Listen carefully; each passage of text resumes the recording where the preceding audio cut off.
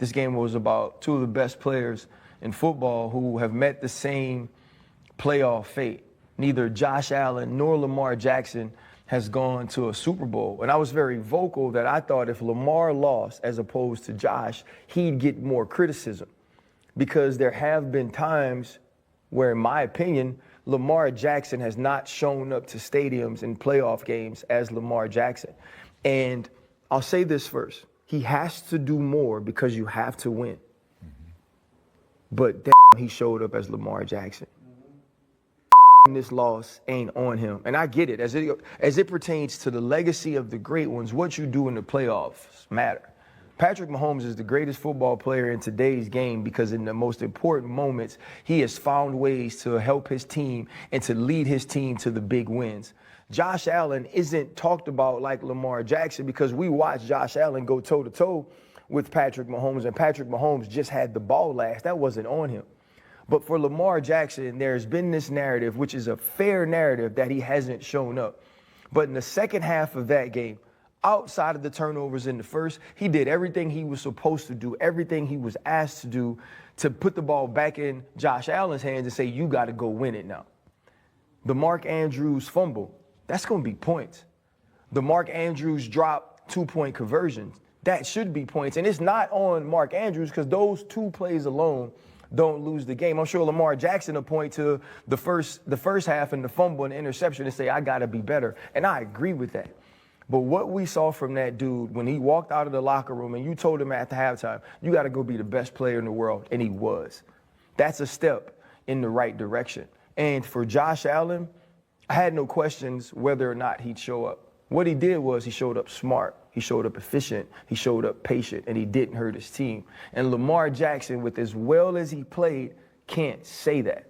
So as I full-heartedly believe that my perception of Lamar Jackson in the playoffs has changed 100%. He's ready, he's dialed in, he's a dude that's going to show up. I already thought those things about Josh. I already thought those things about Joe. And we know Patrick is the greatest in the game.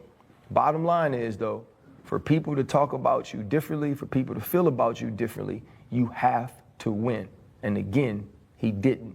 So he got to wait a whole nother year, as to me right now, the best player in the world, to prove that he could be the best player in the world that leads a team to a Super Bowl.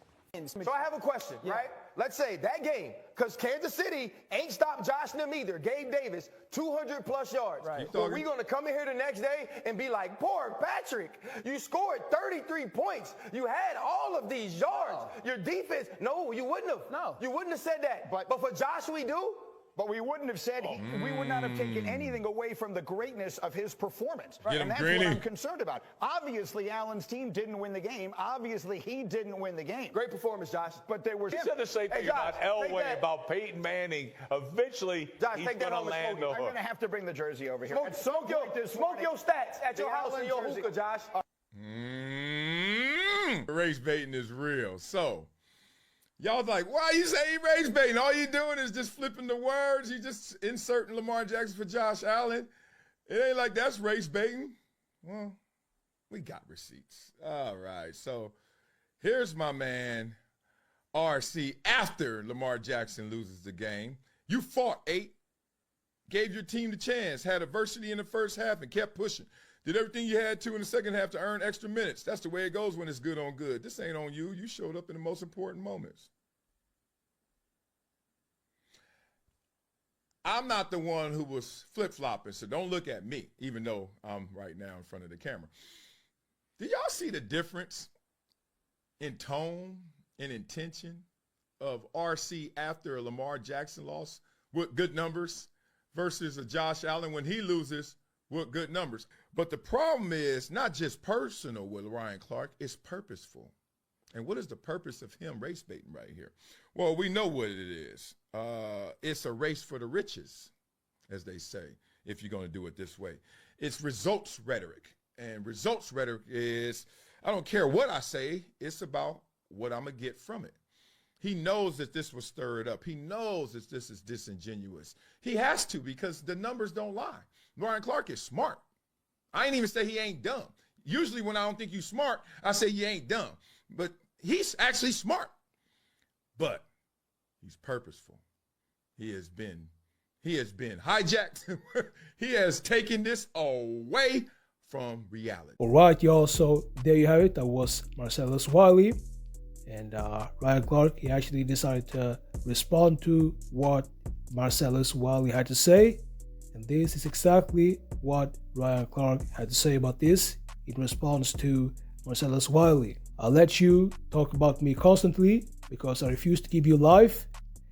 You just lie, bro, and play to people that want somebody they think speaks for us to side with them. So let me know when you want to ask me face to face about anything. I'll even do your show. You're just full of it, and you clearly need me since you talk about me so dang much. I gave you the chance at catch, eye to eye, but you weren't as talkative this day. Alright, y'all, so that was Ryan Clark's response to Marcellus Wiley. And the reason why this all started, this beef between these two brothers, is because Marcellus decided to check Ryan Clark because he thinks that Ryan is talking about too much about the skin of your color and things like that. And I know that Marcellus is basically the people champ when it comes to sports on television because he used to have a show with Jason that was a very popular show. It was Jason Whitlock and Marcellus. And now both Jason and Marcellus are on YouTube having their own shows. So let me know what you think about this. Make sure to like this video, subscribe, and I'll see y'all in the next videos.